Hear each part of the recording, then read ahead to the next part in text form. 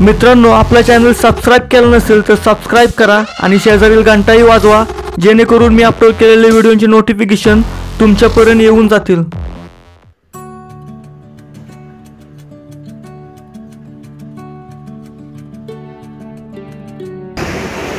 मित्रांनो, आजचा ट्रेक असणार आहे आपला इरशाळगडावरती। इरशाळगडावरती जाऊन तिथला संपूर्ण किल्ला आपण एक्सप्लोर करणार आहे। आणि आज आपल्यासोबत आहे नितीन गालवे, जो की माझा कंपनी मित्र आहे। आणि आपण आत्ता शक्तिभक्ती गार्डनपासून निघणार आहे। इथून जवळजवळ 2.5 ते 3 तासाचं अंतर आहे। चला तर मग जाऊया इरशाळगडावर।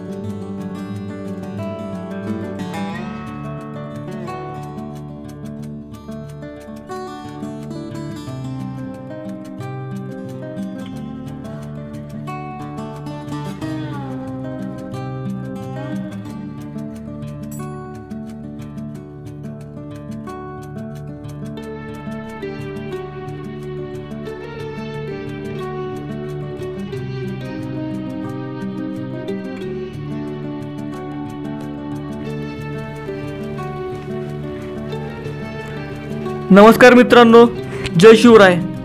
आजची आपली किल्ले भटकंती असणार आहे M3 यात्रिक या ट्रेकिंग ग्रुप सोबत इरशाळगडावर। महाराष्ट्र राज्यातील खालापूरमधील चौक गावापासून जवळ असणाऱ्या नडळ गावामध्ये इरशाळगड हा आहे। इरशाळगड मुंबईपासून 55 किलोमीटर तर पुण्यापासून 100 किलोमीटर अंतरावर आहे।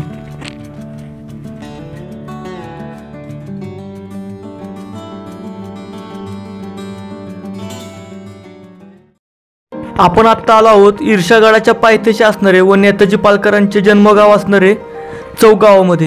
ही आहे चौक गावाची ग्रामपंचायत। हिंदवी स्वराज्याचे संस्थापक छत्रपती शिवाजी महाराज यांचे सरसेनापती म्हणजे एक करारी व्यक्तिमत्व व निकटवर्तीय सरसेनापती नेताजी पालकर यांचा जन्म इसवी सन 1621 मध्ये चौक या गावी झाला। पुण्यश्लोक छत्रपती श्री शिवाजी महाराज की जय।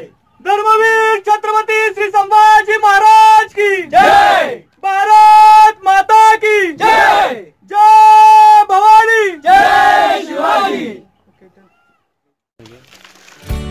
तर मित्रांनो, M3 यात्रिकने मस्त मध्ये किल्ले चढायच्या अगोदर नाश्त्याची सोय केलेली आहे। तर आपण इथून पोहे खाऊन गड भ्रमंती चालू करणार आहे।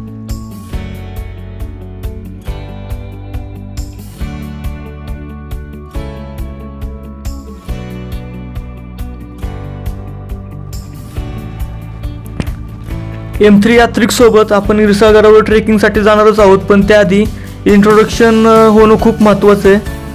तर इंट्रोडक्शन झाल्यावर आपण गड किल्ले भ्रमंतीसाठी जाणार आहोत।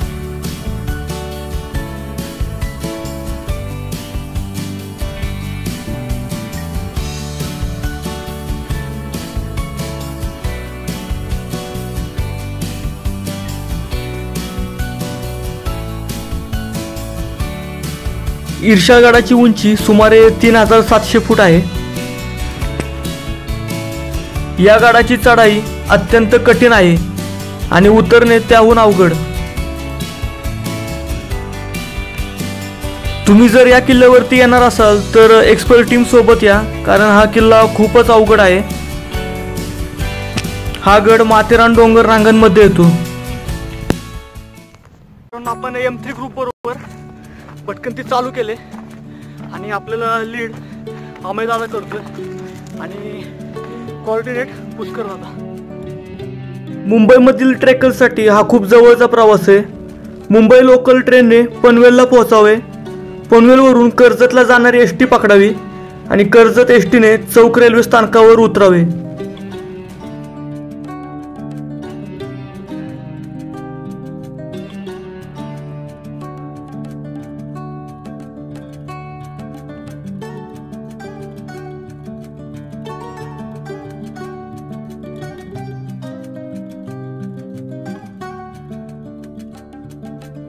गडावर जाणारी वाट इर्शाळवाडीशिवाय कुठेही दुसरीकडे वळत नाही आणि आम्हाला दुसरी वाट या ठिकाणी दिसली पण नाही।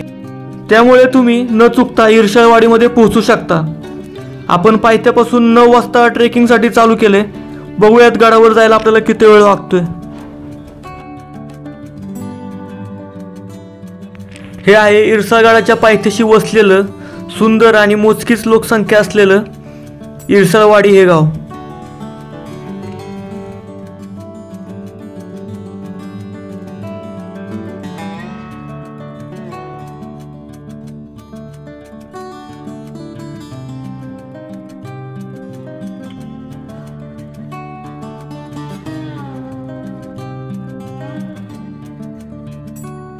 या गावातून आपल्याला इर्शाळगड दिसतोय, तर आपल्याला त्या 2 सुळकांच्या मध्ये जे नेडे आहे तिथपर्यंत जायचे आणि तिथून पुढे परत सुळक्यांवरती जायचे। गडाच्या पायथ्यापासून आम्ही 9 वाजता ट्रेकिंगसाठी चालू केले। ऊन पण खूप जाणवते आणि गरम पण होते, वारं तर अजिबात नाहीये, त्यामुळे खूप ठिकाणी आम्ही थांबत थांबत चाललोय।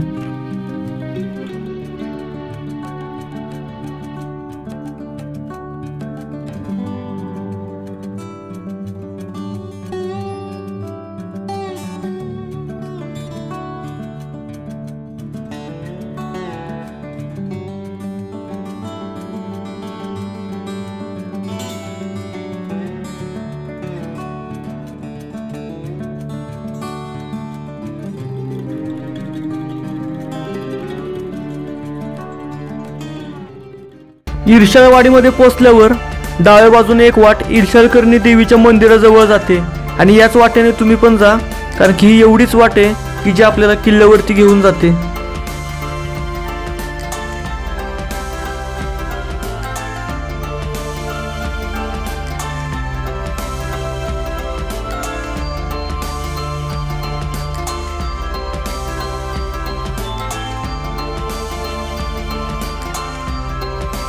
मंदिराजवळून थोडे पुढे गेल्यावर एका ठिकाणी वाट उजवीकडे वर जाते। तिथून पुन्हा वर गेल्यावरती समोरची वाट सोंडेसारखी दिसते आणि या वाटेवरून आपण चढायला सुरुवात करतो।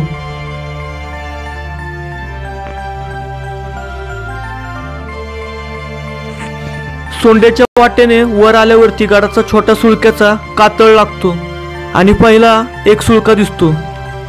हा कातळ म्हणजेच मोठी दगडी।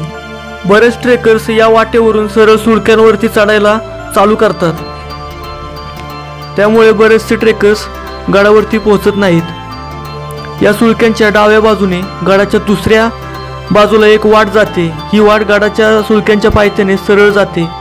किल्ल्याच्या ह्या टप्प्यातला जो खडक आहे तो ठिसूळ झाल्यामुळे पडलेला आहे। या ठिकाणी येऊन जाताना जपून आणि व्यवस्थित जावा।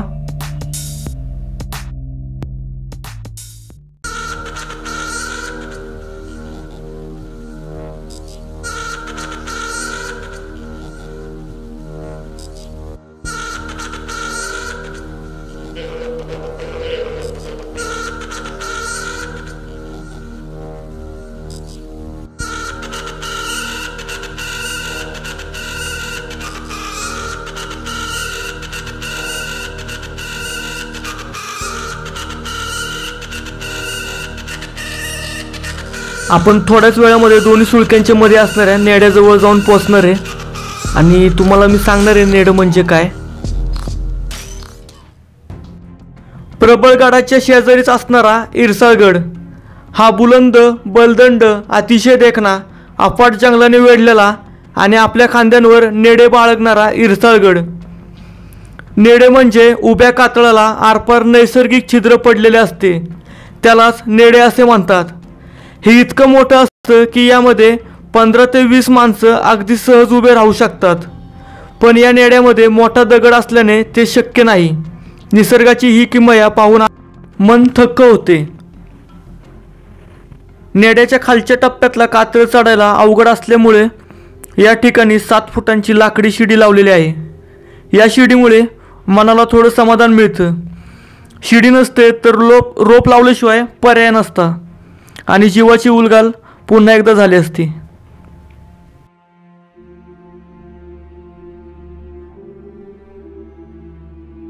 शिडीच्या खालच्या बाजूला कातळात कोरलेली पाण्याची टाकी आहे। गडावर अनेक ठिकाणी पाण्याच्या टाक्या आहेत, पण फक्त याच टाकीतले पाणी पिण्यासाठी योग्य आहे। आपण आता नेड्यापाशी पोहोचलेलो आहे आणि या ठिकाणी थोडासा आराम करून या नेड्याच्या समोर असलेला सुळका आणि मागे असणारा सुळका दोन्ही पण पुन्हा एकदा ट्रेक चालू करणार आहे।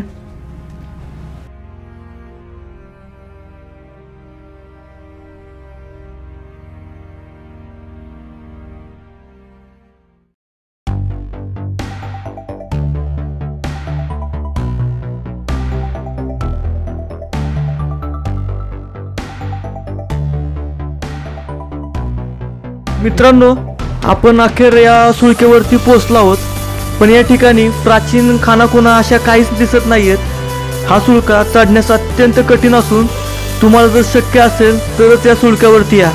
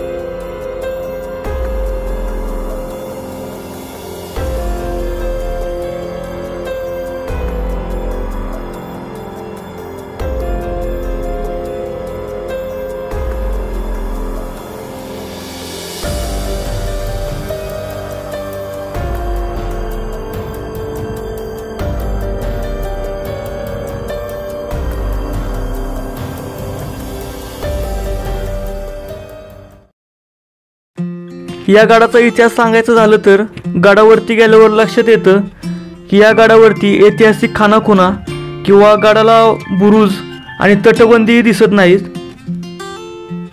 हा दुर्ग पनवेल कर्जत भागावर लक्ष ठेवण्यासाठी वापरात आला असावा। या किल्ल्याला टेहळणीचा किल्ला आपण बोलू शकतो।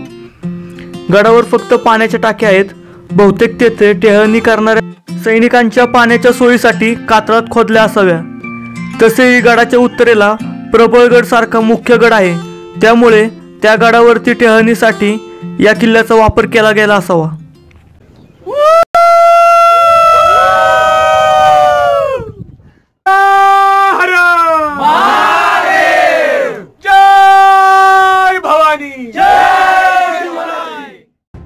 इर्शाळगडावर शेवटच्या टप्प्यात असणारा हा सरळ सुळका, या सुळक्यावर अनुभवी क्लाइंबर एक्सपर्टनेच जाण्याचा प्रयत्न करावा। M3 यात्रिक या ट्रेकिंग ग्रुपमध्ये 3 जण क्लाइंबिंग करणारे होते। त्यांनी येतानाच सर्व साहित्य सोबत घेऊन आले होते।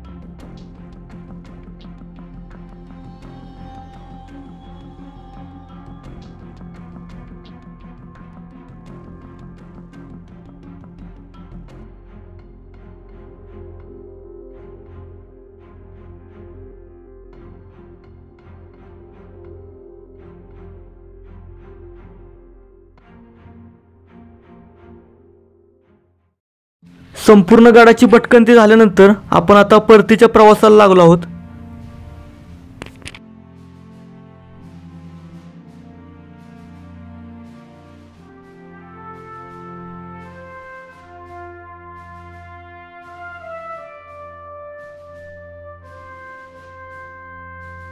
शिडीच्या मार्गासमोरच एका कोपऱ्यामध्ये असणारी ही सुबक मूर्ती आपल्याला पाहायला मिळते।